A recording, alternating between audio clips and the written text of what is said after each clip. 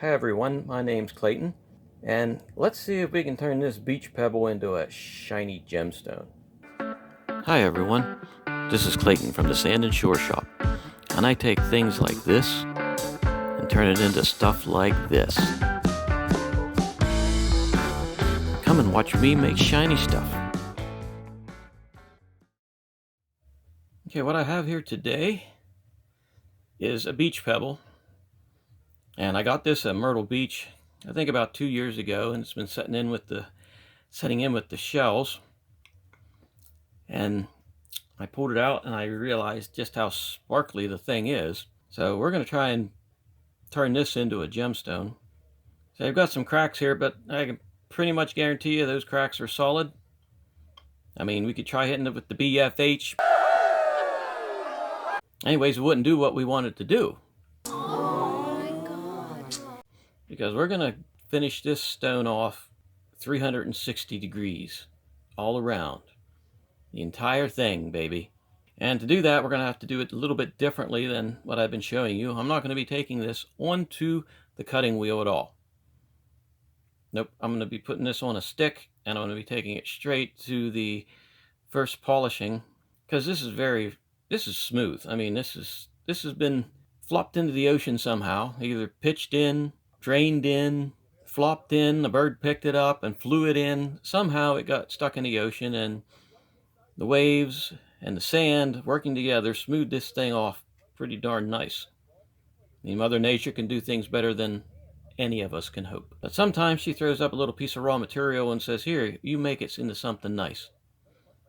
And that is what we're going to do today. So I'm going to put this on a dop stick, but I'm not going to be doing it the way that I've showed you before, not with glue, because that's going to be too hard to take off, and I'm going to have to put it on one side, do one side, then take it off, and then put the stick on the other side that's already finished and take it off. And I don't want to do that. But I don't want to do that with heavy duty glue, but I am going to do it with wax. Okay, so what I'm going to do is I'm going to take this stone and I'm going to put it on a dop stick using wax. This is a very old method and it works very well. And the stone has a slight divot on the one side, so we're going to start with that. So what you do is you have to heat the wax up. Well, my flame's a little high, but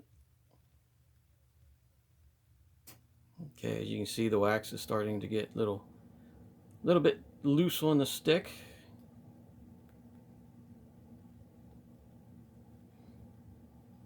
I learned this technique from watching Justin Thomas at Black Opal Direct. If you get a chance, check out his site. It's pretty good. Okay, the wax is starting to melt. This is really high temperature wax. Yeah, there it goes. So all I gotta do is throw the stone. Stone flying everywhere. Alrighty, I'm back. Now that the stone decided to go on walkabout, I also got a different pair of tweezers, ones that's probably adequate for this job. Right, now I'm gonna remelt my wax. I'm gonna have to shape it because it was getting all discombobulated while I was down on my knees trying to find the stone. Whoa, there we go. Come on, reshape.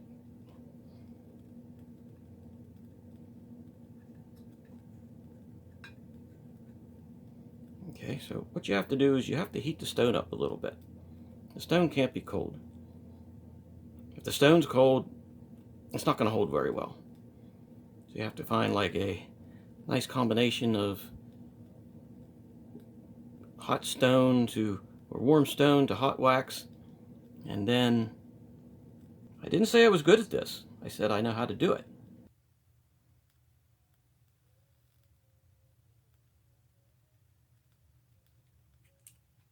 Okay, and then you shape the hot wax with your fingers, trying not to burn yourself.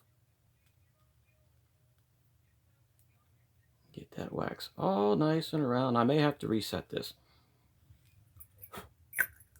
I don't need to be burning hair off my arm with that thing by accident. Can't really tell if it's on there good or not. We'll find out here in a minute. Okay, so that's approximately how you do that. I'm going to set this stuff to the side, and I'm going to get our sandpaper out, and I'm going to start working on this. Okay, I'm back. As you can see, I have a different pad this time. This is a thicker pad because I have a much rounder stone that I want to deal with. So start off with a little bit of water, and since there's really no edges on this one to start with, we're just going to start. This takes a while, and you can't just put the thing on there and just push, push, push, push, push, push, push, push. You know, there is a technique. You've got to be moving the stone sort of in a swishy manner, especially if you have a dome on here. Like, this is domed. Okay, so you've got to follow that dome. If you just go straight across this way, you're going to make a flat spot. So you have to move this. And I like doing sandpaper because you can feel the resistance that you get against the sandpaper. It starts to disappear. It gets less. It's like rough, rough, rough, rough, rough, rough, rough, rough, smoother, smoother, smoother, really smooth, as if it's not doing anything. And you haven't worn down the sandpaper. What you've done is you've taken the roughness off of the stone. I'm going to go more to the face of the stone now. Okay, got the paper towel here.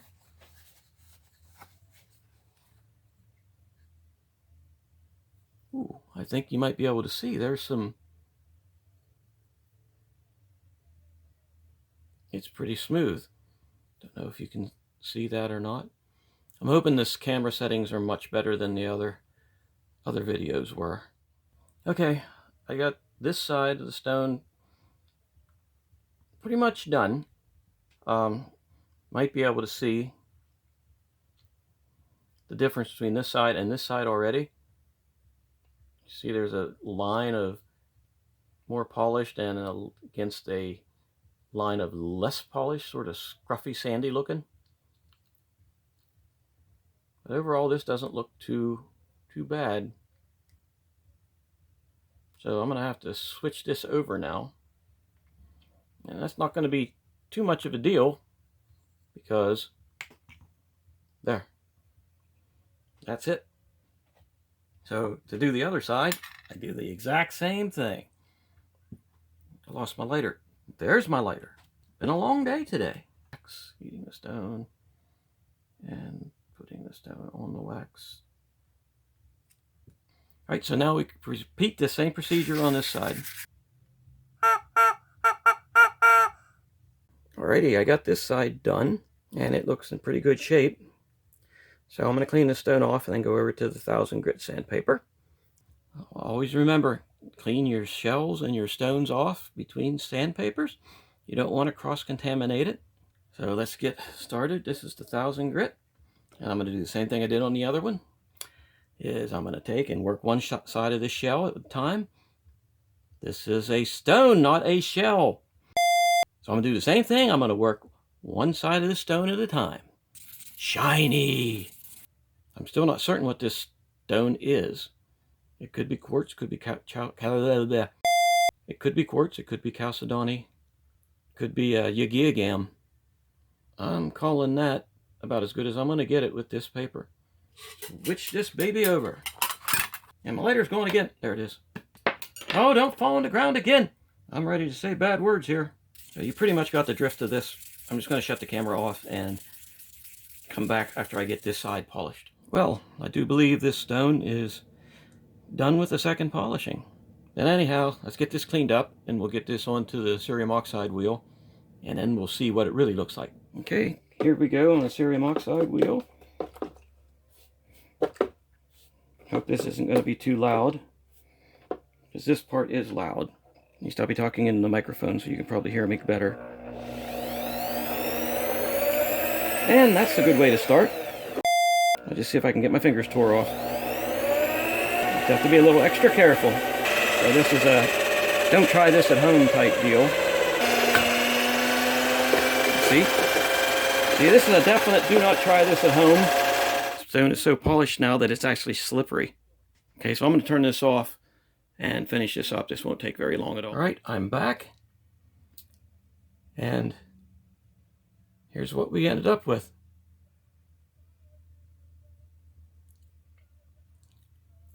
So I still don't know what it is.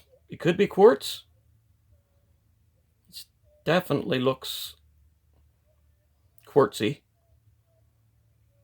But like I said, it's probably a Yigigam. So as for beach pebble turning into a shiny, I think we can call this a win. So if you liked the video, give a like down below there, hit the button, subscribe to the channel, because there's going to be more of this coming. And this one's actually pretty nice. So thanks for sharing the time with me, and hey, have a great day.